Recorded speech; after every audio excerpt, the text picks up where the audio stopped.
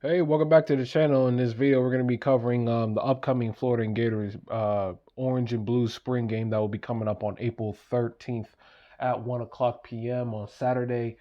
That will be on a Saturday. I'm gonna try to.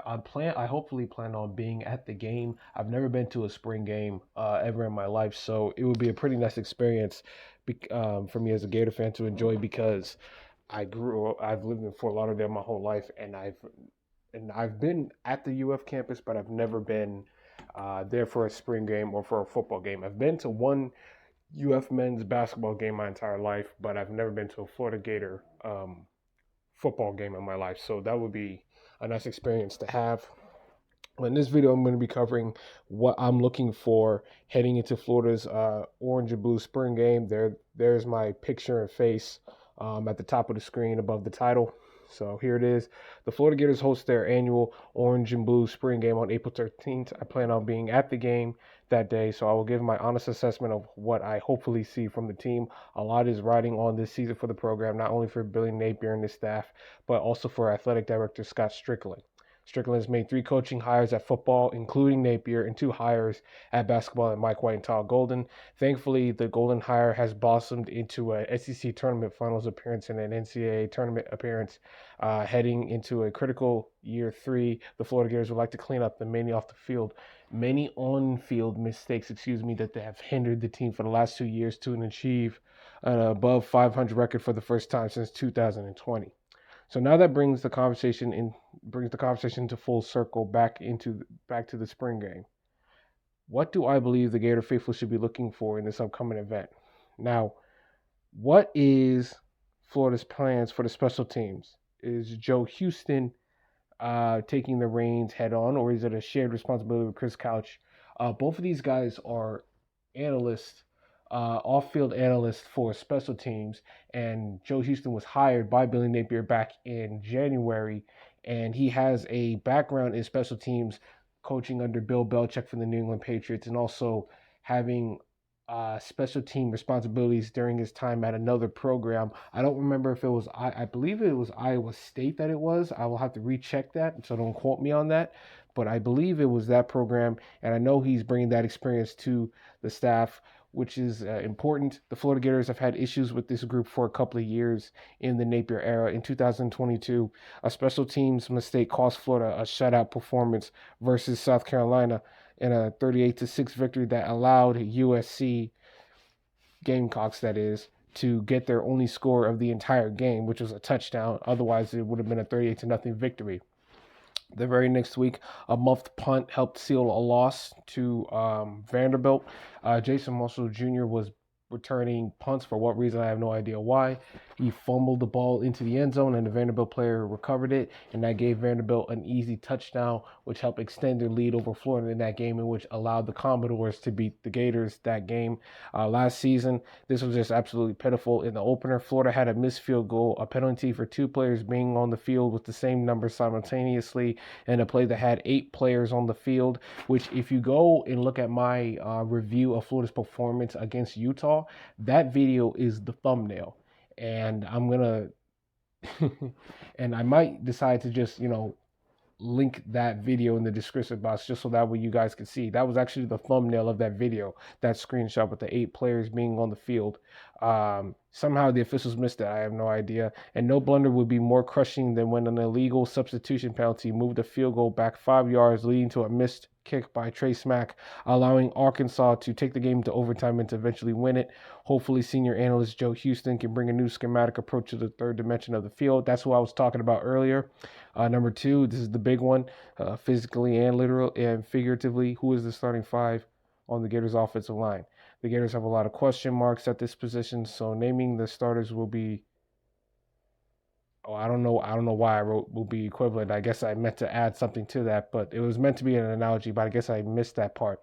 Florida is bringing back 3 potential starters: Austin Barbers, uh, Jake Slaughter, and Damian George Jr. Damian George Jr. is moving to the right guard position, while Barber and Slater stay at their natural positions.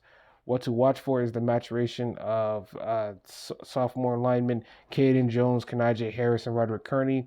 Harris has been heralded by his coaches and the media personnel as the placekeeper for the starting left guard spot. So, providing there's no injuries, because right now Austin Barber is dealing with a shoulder injury, which was in the notes for Florida's very first scrimmage about a few days ago. So I'm pretty sure the way Napier and his staff would like to have it is Austin Barber start at left tackle, Jake Slaughter at center, Damon George at right guard. And from what I've read and what I've been hearing, it seems like Kanaja Harris could be the guy at that starting left guard position. Along with those names come transfers: Devin Manuel from Arkansas and Brandon Crenshaw Dixon from San Diego. He was a multiple year starter at right tackle for San Diego Aztecs, and Devin Manuel was would be the replacement if Austin Barber was not able to perform due to his shoulder injury at the moment. How quickly is DJ Lagway settling in? DJ has been a name that the Gator faithful have been clamoring for since his early commitment, back in December of 2022. He is expected to redshirt this year behind Graham Mertz, who returns to Florida after starting 11 games last season. You're not going to put too much into this performance in the spring game because it is basically a glorified scrimmage, but I want to see how accurate he is and down the field. I want to see his pocket presence, and I also want to see how are they going to call plays offensively for DJ Lagway compared to Graham Mertz, because DJ Lagway is physically bigger, stronger arm, a little more scrambling. So is there going to be more play action boot rolls? Is there going to be more down the field throwing, more of a vertical attack? Are they going to be more aggressive in their passing approach with Lagway as they would be with Mertz? This also kind of goes into number 4. Has Florida made philosophical adjustments on offense? A lot of criticism from people, myself included, and scrutiny has surrounded the play calling. Billy Napier is going to remain as the play caller this season, but he did make a change by elevating tight end coach Russ Callaway to co-offensive coordinator position along with Rob Sale. And another change is that former offensive line coach Darnell Stapleton left UF to go to the NFL with the Washington Commanders, prompting the hire of co-offensive line coach Jonathan DeCoster, who was a member of the Browns. I should have proofread this before I posted it, but it's too late now.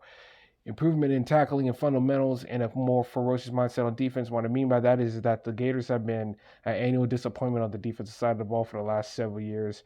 So last year, they were statistically 69th or worse in FBS in every major defensive category, and were almost incapable of securing takeaways.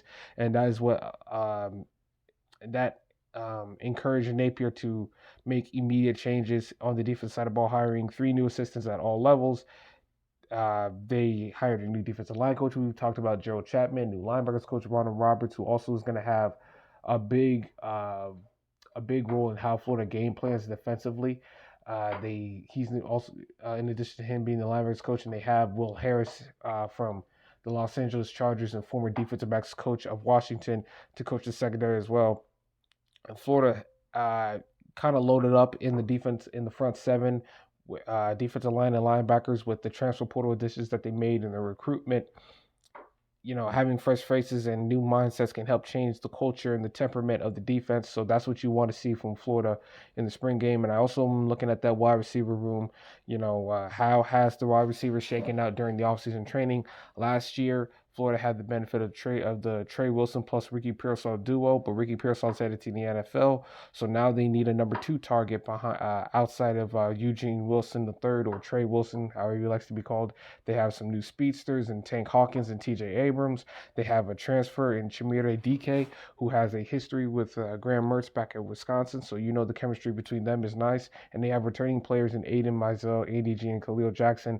And if you go to a peek inside Florida Gators football run by Ali Wilbur, shout out to her, she did an interview with Zach Albolverdi, who reports for Florida at On3, and he said that Khalil Jackson appears to be the number 2 receiver of the group, that outside Eugene Wilson, he's been the first one that they've called up to run drills to show everybody how it's done, and it seems like he's having a real good spring camp, so it wouldn't surprise me if he was the starter in the spring game. He actually started for Florida in the Utah game last year and was an early starter, but some But over the course of time, Eugene Wilson started to take more of a big role, and he started to lose out on reps due to that. But I kind of like the potential that Khalil Jackson has.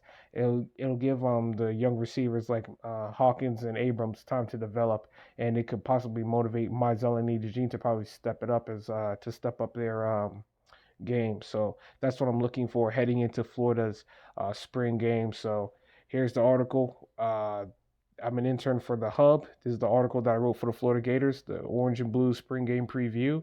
Thank you for watching.